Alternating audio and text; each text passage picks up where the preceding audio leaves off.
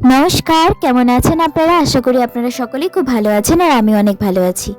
সেই দিন গিয়েছিলাম সিনেমা দেখতে, আমি আর আমার বান্ধবী। সিনেমাটা শুরু হয়েছিল 12:20 নাগাদ, আর আমরা তখন অটোতে ছিলাম। তখনই বাজে প্রায় 12:11।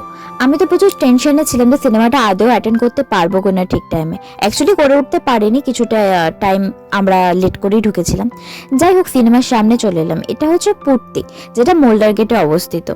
তো যাই হোক, আমি কোনোদিন এখানে আসিনি, অনলাইনে টিকিট বুক করেছিলাম, তো আসার এখানে প্রয়োজন হয়নি।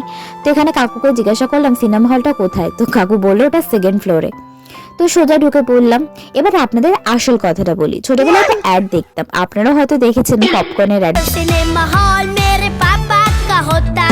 এই অ্যাডটা দেখার পর আমার ছোটবেলা থেকে একটা ইচ্ছা ছিল যে পুরো সিনেমা হলটা আমার থাকবে আর আমার জন্য পুরো সিনেমাটা চলবে। তো ওই স্বপ্নটা অনেক দিনেরই ছিল, কিন্তু পূরণ করতে পারিনি। কিন্তু সেই দিন আমি আমার স্বপ্নটা পূরণ করেছি। সেই দিন সিনেমা হলে কাউকে রাখিনি, শুধু আমি আর আমার বান্ধবীকে ছাড়া। পুরো সিনেমা হলটাই আমার ছিল। कौन है ये लोग?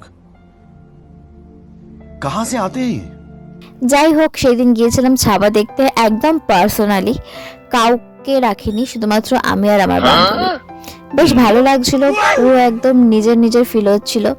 যাই হোক, আমরা ছাবা সিনেমাটা পুরোপুরি কমপ্লিট করলাম আর তারপর একটুখানি এলাম আমার বান্ধবীর বুদ্ধি দেখতে। সে তো সেদিন জন্মের মেকআপ করে গিয়েছিল পারফরমেন্স সিনেমা দেখতে, আর এখন সে ভয় পাচ্ছে যদি তার স্টুডেন্ট তাকে দেখে ভয় পেয়ে যায়, কারণ এত ভয়ঙ্কর মানুষকে দেখলে যে কোনো বাচ্চা ভয় পেয়ে যায়। তাই সে মেকআপ রিমুভ করছে তার ট্রেনের টিকিট দিয়ে।